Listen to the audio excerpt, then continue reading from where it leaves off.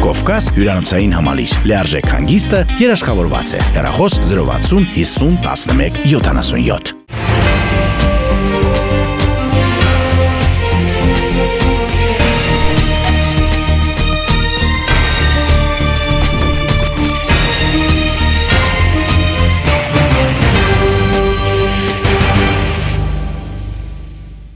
Ողջույն, շարունակում ենք աշխատանքը առաջին դրատվականի եթերում, տաղավարում իրավական զարգացումների եւ տարբեր կառույցներում առկա ճգնաժամերի մասին կզրուցեմ փաստաբան փաստահավաք խմբի նախկին անդամ Մարտի 1-ի գործով տուժողների եւ տուժողների իրավահաջորդների ներկայացուցիչ Սեդա Սաֆարյանի հետ։ Ողջույն։ Տիկին Սաֆարյան, Սահմանադրական դատարանից սկսենք, ճգնաժամը չի հաղթահարվում եւ ինչպես գիտեք, նաեւ հատուկ քննչական ծառայությունում մի խումբ պաշտոնատար անձանց կողմից պետական իշխանությունը յուրացնելու հոդվածով օրեր առաջ քրեական գործ հարուցվեց, որտեղ падգամավոր Արման Բաբաջանյանը պահանջում է քրեայի իրավական գնահատական տալ 2018-ին Սահմանադրական դատարանի նախագահի պաշտոնին հասնելու ճանապարհին Հրայր Թովմասյանի թույլ տված օրինախախտումներին, որոնց հետևանքով ըստ падգամավորի տեղի ունեցել իշխանության փաստացի բռնազավթում։ Սահմանադրական դատարանի թնջուկը կամ ճգնաժամը լուծելու իրավական գործիքները կարող ենք սպառված համարել եւ մենք անցնում ենք արդեն քրեական տիրույթ։ Գիտեք, ճիշտ ասած, ես Սահմանադրական դատարանի շուրջ ստեղծված այս ամեն ինչի հետ կապված դեռևս ասենք 2000-ականներին, երբ որ Հայաստանի Հանրապետությունում Սահմանադրական դատարանի պահվածքի հանդեպ եղել անույն անվստահությունը եւ ընտրությունների արդյունքների նկատմամբ միշտ մոտեցում եղել այնպիսին, որ իշխանություններին հաջող եզրահանգումներ լինեն, ես միշտ գտել եմ, որ իսկապես իշխանությունները Սահմանադրական դատարան դարձրել են իշխանության մի սպասարկող թեւ եւ Սահմանադրական դատարանը իր բարձր առաքելությունը վաղուց է, որ չի կատարում եւ ըստ էության, երբ որ հետագայում նաեւ 18 թվականին այսպես հետաքրքիր ձևով խուճուճ-մուճուճ եղանակներով ՍԴ նախագահ նշանակվեց Հրայր Թովմասյանը եւ ըստ էության խախտվել էր օրենքը, իսկ այդ օրենքը խախտել իրենց համար ոչ մի բան էր, որովհետեւ 5 րոպեում կարող էին, ասենք, ֆրակցիաներից մեկը որևէ փոփոխություն մտցնել, այդ փոփոխությունը բարենպաստ լիներ ՍԴ-ի նախագահ Հրայր Թովմասյանի նշանակելու հարցում եւ դա դիտվեր որպես օրինական գործընթաց, չմտածելով, որ բոլորն էլ հասկանում են, որ դրանք խաղերով ուղեկցված իրավիճակներ են եւ այդ իրավական հարթակ չի դա։ Դա եթե օրենքը պետք է հարմարեցվի հասարակական հարաբերությունների կարգավորման նպատակին, օրենքը չի կարող մարդկանց համար բանալ լինել, շոր լինել, մեծացնեն, փոքրացնեն, տեղավորեն իրեն։ Մենք այդպիսի խնդիրներ ունեցել ենք այս ամբողջ ընթացակարգում, բայց ՍԴ-ն այսօր կենտրոնական տեղում է, որովհետեւ ըստ էության մենք նաև ՍԴ-ի բարձր դերն ենք ուզում հասկանալ, որովհետև ասենք նույն քաղաքական պրոցեսներում չենք ուզում ՍԴ-ին տեսնենք որպես ոչ ինքնուրույն դատարան եւ այս տեսանկյունից այնպես չի, որ իրավական բոլոր ճանապարհները սպառվել էին, որ հիմա քրեական ոլորտ են մտել։ Ես հիշում եմ նաև, որ վերջերս իմ քայլը խմբակցությունը հայտարարությամբ հանդես եկավ, որ իրենք ունեն նաև այլ պահված տարբերակներ եւ այդ տարբերակներով կհասնեն նրան, որ ՍԴ-ի լուծարումը, ՍԴ-ի, չգիտեմ, այսպես ասեմ, ՍԴ-ի անդամների հրաժարականը կդառնա օրվա խնդիր, որովհետև իհարկե նաև չեմ հասկանում, թե ինչու են ՍԴ-ի նախագահից հիմնականում սկսել, որովհետև ՍԴ-ի նախագահով չի պայմանավորված, նաև գուցե նաև պայմանավորված է լինում նախագահներով, բայց կոնկրետ մեր պարագայում ես կարծում եմ, որ ՍԴ-ում կան բազմաթիվ դատավորներ, որոնք միշտ նույն բանն են արել, ինչ Հրայր Թովմասյանն է արել, պարզապես դա մի քիչ ավելի տափուկ են արել, անդամի կարգավիճակով են արել եւ նախագահ չեն եղել եւ մի քիչ ավելի ընդգծում չեն արել, երևի մի քիչ ավելի, այսպես ասեմ, շղարշ թողել են եւ կարողացել են այդ շղարշի հետևը թաքնվել, բայց ամեն դեպքում այնտեղ այնպեսի վիճակ կա, որ մենք էլ թափանցիկ են իրենք, այնպես չի, որ գիտենք, որ մի քանի հոգի կա, որոնք արդար որոշում կարող են, արդար մոտեցում կարող են ունենալ, մնացյալների մասին նույն պատկերացումն ունեմ, ինչ որ մնացածինը։ Ես ի սկզբանե իմ կարծիքը այսպեսին է եղել, որ երբ որ հեղափոխությունը եղել էր, ՍԴ-ի հարցերը այն ժամանակ պետք է շատ հստակ դրվեր, որովհետև հեղափոխության կանոնները չեն ենթադրում տառ օրենքի կիրառում, եւ դա ճիշտ կլիներ, որովհետև այս կարգի ցնցումների մեջ չէին կանգնի, այս կարգի իրավիճակներ չէր ստեղծվի, այս կարգի բախումներ չէր լինի, եւ ՍԴ-ի լուծարման գործընթացը չէին դիտի զուտ քաղաքական գործընթաց։ Այդ ժամանակ կհասկանային, որ Սահմանադրական դատարանը ուղղակի որպես դատար սպառել է, անդամները որպես այդպիսին արատավորվել են եւ չեն պահել բարձր դատավորի անունը, եւ եթե կա անվստահություն, ուրեմն այդ անվստահությունը լուծելու եղանակների մասին պիտի մտածել։ Այսպես մի քիչ հայավարի ենք անվերջ ամեն ինչին նայում, չէ, ասում ենք, իրենք ասում են ինչ անվստահություն կա, որ այն որ ասում անվստահությունը ուզում են գրավոր տեսնեն կամ մի հատ կնիկ խփած տեսնեն կամ չգիտեմ առարկայական տեսնեն ու չեն ուզում ընդունեն, որ հասարակությունը իրենց չի վստահում եւ երբեք շատերը այսօր եթե ասես Սահմանադրական դատարան ինչ որ հակասահմանադրականության հետ կապված վիճարկումների գնա, կասի իսկ Սահմանադրական դատարանի իր այդ գործառույթը կանի, այդ հետեւապես շարքային քաղաքացիացած միջև քաղաքական գործիչները տեսել են ՍԴ-ի, ասենք դառը գործելակերպի պատողները եւ այդ տեսանկյունից Սահմանադրական դատարանը պիտի ընդունի, որ անվստահություն կա եւ ինքն էլ մտածի անվստահություն լուծելու մասին եւ դա բացառապես չկապի, որ այսօր իշխանության գլխում կանգնած են ուրիշ անձիկ, ասենք նույն Փաշինյանը, ասենք Արմեն Հարությունյանը, ես չգիտեմ, մյուսները, պարզապես ինք պիտի հասկանա, որ եթե իշխանությունը փոխվել են, հին իշխանության օրոք իրենք այդպես են աշխատել եւ դա նորմալ է եղել, այսօր նորմալ չի եւ իրենք պիտի որոշում ընդունեն եւ հեռանան, ինչը բավականին մեծահոգի քայլ կդիտեի, եթե այդ քայլին իրենք գնային, ոչ թե ինչ որ փորձեն մեր մեջ փնտրել, թե ինչու ենք այսպես մտածում։ Մենք ասում ենք ընդհանուր հասարակության մեջ ձևավորված եւ շրջանառվող բոլոր այդ լուրերի հանրագումարը մենք ներկայացնում ենք դա եւ այդ տեսանկյունից ես կարծում եմ, որ Սահմանադրական դատարանը ինքը գիտի, թե ինչու ենք այդպես մտածում իրեն մասին։ Եվ վերջին հաշվով բազմաթիվ ընտրությունների արդյունքների վերաբերյալ այդ քննարկումների ձևականությունները եւ դրանց հասարակության մոտ այդ ընկալումները սառը ցնցուղ են եղել, հա, անընդհատ այդպես ժողովրդի վրա այդ սառը ցնցուղը բացել են ու հիմի ուզում են, որ տաք վերաբերմունքի արժանանան, չի լինում այդպիսի բան, հետեւապես պիտի հեռանան հանգիստ։ Ես ՍԴ-ի շուրջը այսօր որ ստեղծվել այս կարգի իրավիճակ,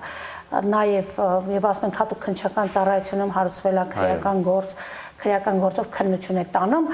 մի բան ուզում եմ մեկուսանամ,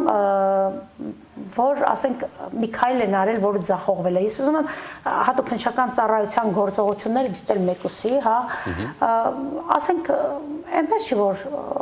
քրեական գործը պատահականություն է, այնպես չի, որ դա քաղաքական նկատառումներով հարցված գործ կարա լինի։ Նու գուցե քաղաքական իրավիճակում կա հակադրումներ, գուցե իշխանությունը փոխվել եւ նմանատիպ վերաբերմունքները բնորոշվում են որպես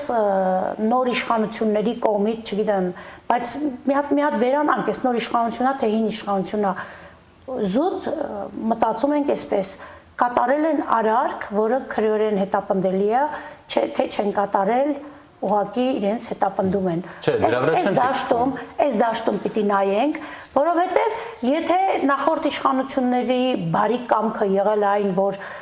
իրենց սպասարկողներին չեն դատել, ու իրենք դրանից եզրակացնում են, որ իրենք խախտումներ չեն արել, իսկ քրեական գործով արկա է այս նույն 80 հատորում արկա են բազմաթիվ, ասենք, ապացույցներ այն մասին, որ նախագահականից են թելադրվել, Սահմանադրական դատարանի անդամներ են եղել, որ մարտ ամսին 2008 թվականին գնացել են նախագահական, նրանց տեսել են նախագահականում եւ ամբողջ այս գործընթացը ուղղված է եղել մարտին Լևոն Տեր-Պետրոսյանի դիմումի քննարկման արդյունքների բացասական ելքը ապահովելուն եւ որ այս ամենի մասին սկսում ենք վերլուծել եւ որ նայում ենք, որ Արմեն Գևորգյանը մեղադրվում այն բանի համար, որ արդարադատության խոչընդոտող գործողություններ արել եւ երբ որ դատավորի եղբայրը քննվում եւ ասում է, որ այո, իմ եղբորը, չգիտեմ, այսպեսի իրավիճակում էին դրել, այսպեսի կապանքների մեջ էր, ինքը ստիպված է գնացել Ամերիկայի դեսպանատություն եւ այդպիսի հայտարարությամբ հանդես եկել, որ Հայաստանում ժողովրդավարությունը խայտարական կողմ է ապրել, բռնապետական ռեժիմ է, իրենց ճնշում են, ուզում են, որ իրենց ուզած որոշումը ծնվի, եւ այդ որ այս ամեն ինչը նայում ենք, դեռ 2008 թվականին պիտի քրեական գործ հարուցեր հատուկ քննչական ծառայությունը ու քննություն տաներ, ինչը չի արել։ Հիմա եթե այս ամեն ինչը արվում է հիմա, չի կարելի ուղղակի իշխանությունը փոխելով քրեորեն հետապնդելի արարքի ապակրեականացման մասին մտածել, ես կարծում եմ, որ եթե հատուկ քննչական ծառայությունում իսկապես տենց իրավական հիմքեր կան եւ ապացույցները բավարար են որևէ մեկի նկատմամբ մեղադրանք առաջադրելու համար, ապա պիտի առաջադրվի, այստեղ արդեն կարող է ծագել են խնդիրը, թե արդյոք համապատասխան ինչ որ մարմնից թույլտվություն պետք է թե պետք չէ, այս պարագայում բավականին կազուսային վիճակ կստեղծվի, բայց կարծում եմ, որ քանի չկա գործառութային անձեռնմխելիության խնդիր եւ դա գործառութային անձեռնմխելիությունից դուրս կատարվող այլ հանցավոր արարք է, հետեւաբար խնդիր չի ծագի իմ կարծիքով։ Դե հիմա մենք հետաքրքիր ժամանակներում ենք ապրում, թալանչի հանցագործ գումարբազներն իրենց հռչակում են քաղավիացիալներ, բայց ինչևէ, կարծում եք, որ մի հրայր Թովմասյանով գարուն չի գա։ Չէ, իհարկե կարծում եմ, որ գարուն չի գա եւ կարծում եմ, որ այն մարդիկ, ովքեր 20 տարի շարունակ, գիտեք, ամբողջ խնդիրը ինչում է, որ այս նույն մարդիկ, ովքեր այսօր պատասխանատվության առաջ են կանգնած, այդ մարդիկ էլ գիտեն այն բոլոր թույլ կողմերը ՍԴ-ի, որոնք կարող են միշտ օգտագործվել։ Եվ հավատացեք, որ ես մեկ-մեկից թվում է, որ դա օգտագործելով էր, որ փորձ արվեց Ռոբերտ Քոչարյանի օգտին ինչ որ կիսատ պարատ բաներ արձանագրվի, որովհետև ասենք ՍԴ-ին չի սազում կիսատ պարատ բաներ անել, ՍԴ-ն ինքը պետք է ՍԴ մնա եւ ասենք զուտ անհատի համար որոշում չգերի, այդպես ասեմ։ Թեև այդ որոշումը ոչ էլ հասկանում էր, թե անհատի համար է, թե անհատի համար չի, որովհետև այդ որոշումը ընդհանուր մեկնաբանություններ էր, որի անհրաժեշտությունը իրականում չկար։ Եթե դա դիտենք, որ ընդհանրապես Ռոբերտ Քոչարյանն էր դիմել, հա, դա չես կարող բացառապես վերագրես, որ եթե Ռոբերտ Քոչարյանն է դիմել, ուրեմն դա գրվել է Ռոբերտ Քոչարյանի համար։ Ասեմ ինչու, որովհետև 2006-7 թվերին ես մի անգամ եմ Սահմանադրական դատարան դիմում ներկայացրել, ընդհանրապես ես ՍԴ գործերով համարյա թե չեմ ներկայացնում, այդ ոլորտը չեմ մտել եւ վիճարկել եմ Ժրաբեկ դատարանի կայացած որոշումների պատճառաբանությունների հակասահմանադրականություն, այսինքն առանց պատճառաբանությունների որոշում էին կայացնում, հա ու կայացվել է, որ հակասահմանադրական է, բայց դա Սեդա Սաֆարյանի համար չի կայացվել, դա ամբողջ ժողովրդի համար եւ ամբողջ ժողովրդի շահերից բխող իրավիճակի համար է կայացվել։ Հետևաբար վատ է, որ Սահմանադրական դատարանի նախագահը եւ նրա անդամները գտնվում են այնքան խոցելի վիճակում, որ իրենց նախկին տերերը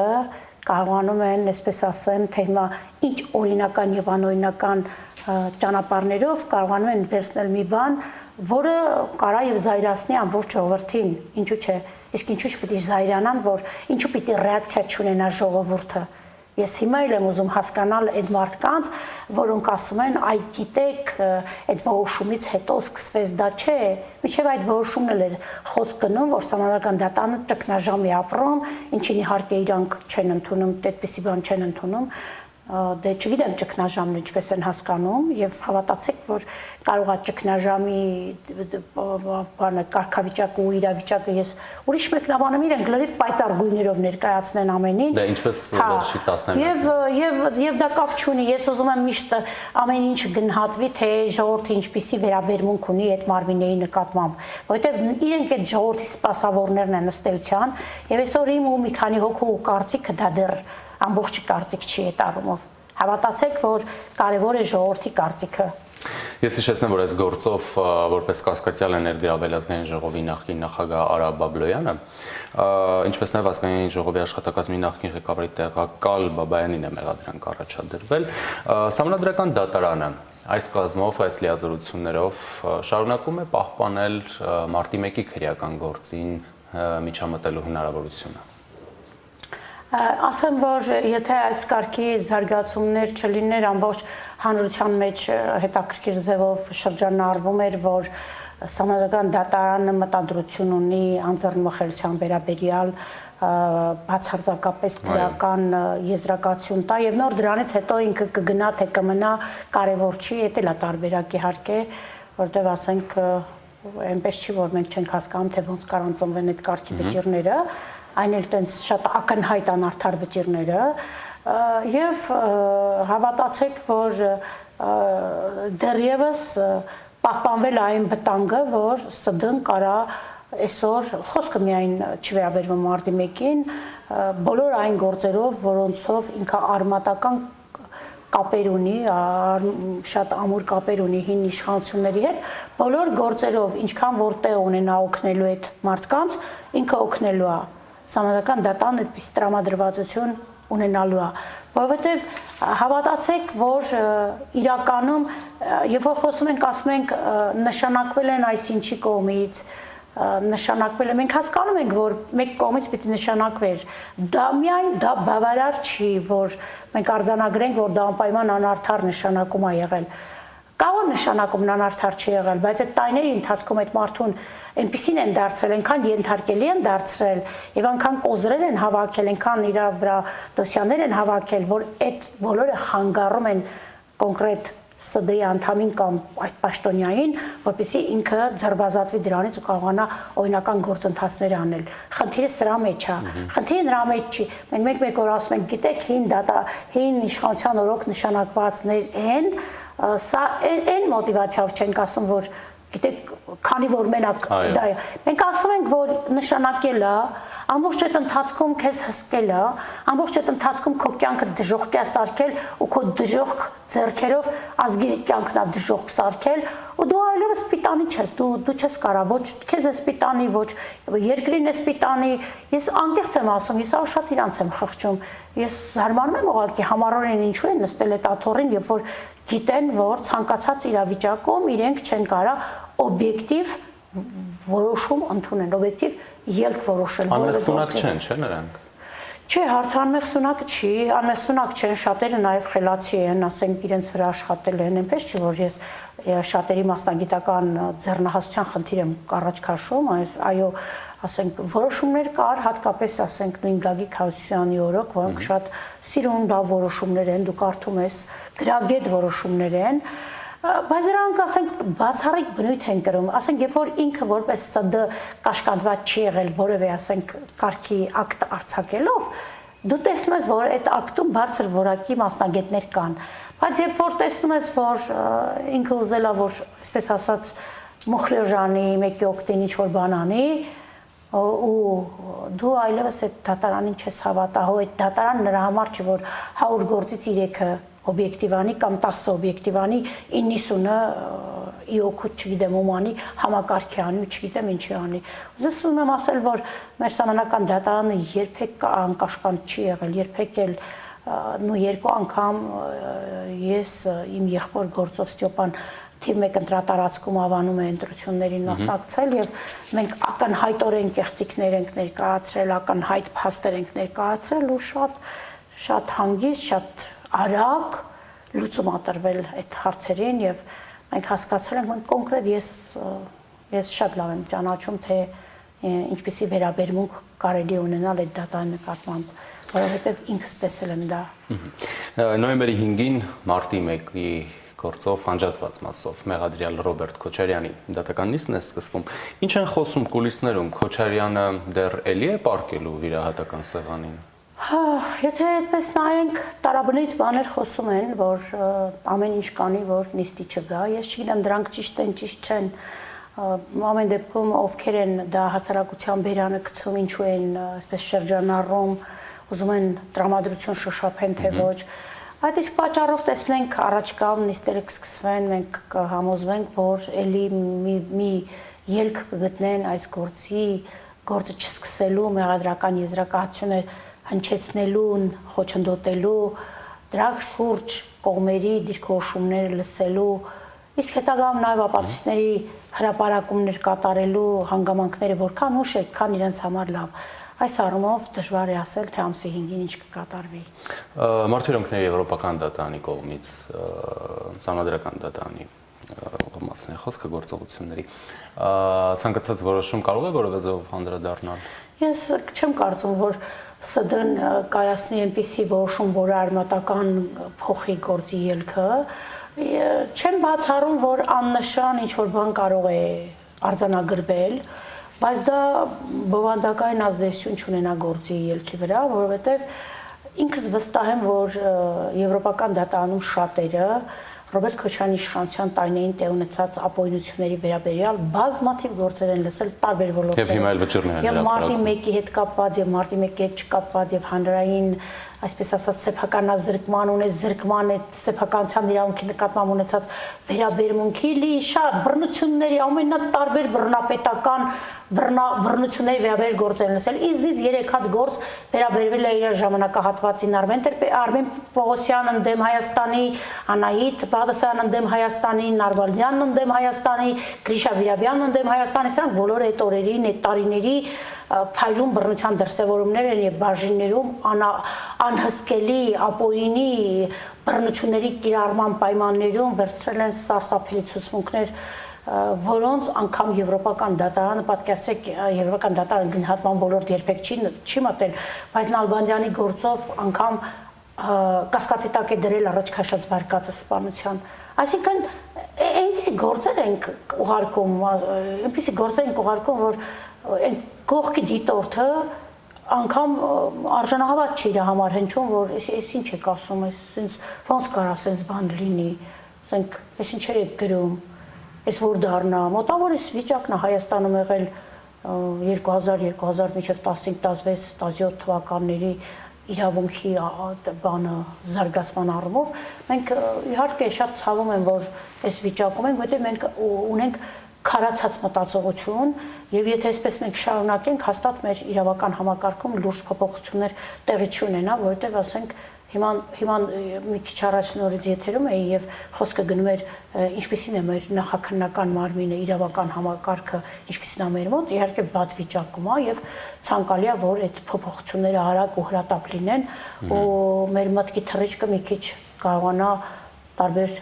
տեղերով թռնել։ Դե նախագիծը կա հուսանկան շտորը։ Հատա իրավական ռեֆորմները 5 գործերը վերալսելու առումով լավ է որ կա, բայց միշտ պիտի վախենանք, որ այսօր եկուց մյուս օրը ծնվում են նույն անարդարակները եւ հիմա էլ այս գործերը կարող են գնալ Եվրոպական դատարան, այն պետք չի, ինչ որ մեկը պետք է բռնի մարդկանց ձեռքը ու ասի այդքան արագ ու հրատապ լուծումները մի տվեք գործերին, մի տնօրինեք ուրիշ ճակատագիրը այդպես անարդար։ Այս տաղավարում մեր զրույցների ընթացքում դուք նշեցիք, որ հաջորդ մեր զրույցին կգաք արդեն մեզ համար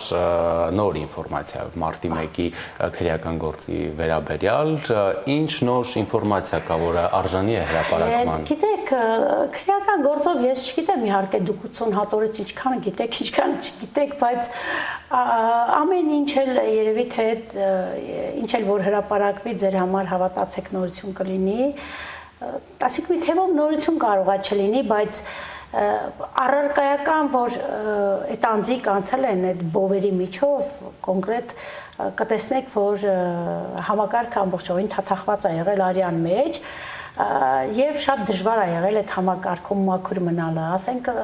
նայում ես թե ինչպիսի հալածանքների են ենթարկվել այն մարդիկ, ովքեր իշխանության չեն ենթարկվել, մարտի 1-ին չեն եկել, չեն մասնակցել ու ասենք հետամուտ են եղել, որ այդ մարդիկ ազատվեն գործից, ազատվեն, լքեն Հայաստանը, անգամ Հայաստանում մնալը նրանց համար դարձել է վտանգավոր եւ այսպես այդ հետամուտ լինելու գաղափարը ինձ թվում է բոլորդ էլ կհասկանաք Հայաստանը ինչու է թեթևացել ու ինչու են մարդիկ միայն Հայաստանի քաղաքական վերնախավը համակարգը թե Արցախը եւս անմասն չէ։ Դե Արցախը 2008 թվականին տպավորությունն է, որ Արցախը պատերազմը տեղափոխել է Հայաստան։ Տպավորություն է, որ այդ քրեական գործը հրապարակում է, ուղղակի ապշում ես, որ ասենք ես ինձ միշտ հարց եմ տալիս նրանց ազգային անվտանգությունը կառավարության շենքում կամ ընդհանրապես Հայաստանում ինչ էր անում իր ազգային անվտանգությունը թողած։ Ես ինձ միշտ հարց եմ տալի, թե ասենք ինչու են բերում դիպուկահարներին, ինչ էին ուզում, ինչու են բերում այդ խուժանին, ինչու են այդքան մականունով տղերքի այդպես զինվորական համազգեստ հագցրել եւ 4 կիլոմետր ասում ամբողջ այդ մեքենաների շարասյունը 4 կիլոմետր երկարություն ա ունեցել եւ այդքան մարդը ինչու էր գալի Հայաստան։ Իհարկե ասենք կտեսնեք թե ինչպես ա մեր քաղավիացիան քայքայվել, ում ջանքերով է քայքայվել եւ ինչու ա քայքայվել։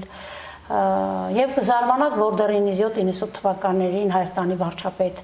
Ռոբերտ Քոչարյանը այդքան համարձակություն ա ունեցել, որ ի սկզբանե վարչապետի կարգավիճակով, ասենք որոշակի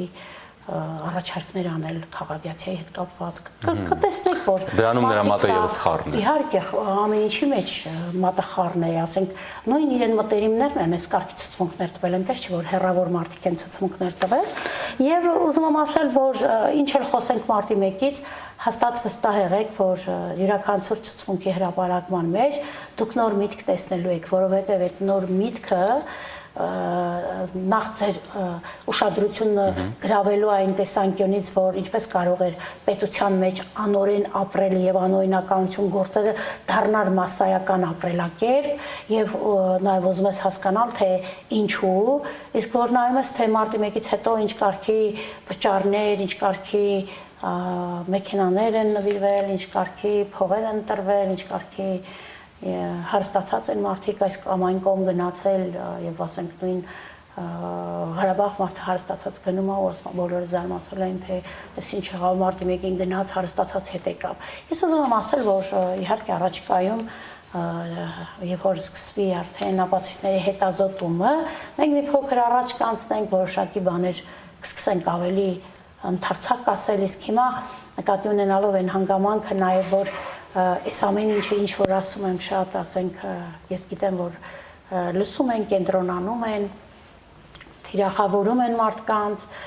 եւ չեմ ուզում նորանոր զոհեր լինեն, չեմ ուզում ինքնասպանություններ լինեն, ուզում եմ որ մեր վկանները պաշտպանված լինեն, մինչեւ դատական նիստը գոնե գան իրենց ասելիքն ասել, հոգիները հանգիստ լինի, ոչ թե նիստից հետո ինչ ուզում են լինեն, չէ, ես ուզում եմ եւ նիստից առաջ պաշտպանված լինեն եւ նիստից առաջ հետո պաշտպանված լինեն, իմանան որ պետության մեջ են ապրում, որովհետեւ այդ պետության մեջ ապրելու զգացողությունը պիտի մեր մեջ արթնանա։ Իդեպ պաշտպանում են առանցքային վկաներին Հայքարությունյանից հետո։ Չգիտեմ, չեմ կարծում, որ պաշտպանում են։ Կարծում եմ, որ որոշակի, ասենք, մեր խոսքից հետո, այսպես ասեմ, այսպես քննարկումներից հետո որոշակի ուշադրություն կլինի, ինչ մակարդակի չեմ կարող ասել, բայց անհատական որոշումներ կայացնել կամ դրանց կապակցությամբ կարող է մենք չիմանանք, չի բացառվում, որ դատանը ինքը ինքնուրույն ինչ-որ միջոցներ ձեռնարկի, ինչի իրավունք ինքը ունի։ Ես չեմ կարող ասել դրա շուրջ ինչա կատարվում։ Կուզեմ, որ ոչինչ չլինի, անգամ նրանց, ովքեր գալու են եւ, ասենք, օգտի ու վնասի խնդիրը, չում օգտին ումի վնաս, մարդը պետք է հնարավորություն ունենա գա եւ ցցմունք տա։ Մեղադրյալ Ռոբերտ Քոչարյանը արդարադատությունից ճողոպրելու հնարավորություն ունի։ Իմ կարծիքով իրավական բանով իրավական փաստական հիմքերով, երբ որ խոսում ենք քրեական գործի հիմնավորվածության մասով, իհարկե չունի։ Շնորհակալ եմ։ Տաղավարում էր փաստաբան, փաստահավաք խմբի նախկին անդամ, մարտի 1-ի գործով տուժողների եւ տուժողների իրավահաջորդների ներկայացուցիչ Սեդա Սաֆարյանը։ Մնացեք առաջինի հետ։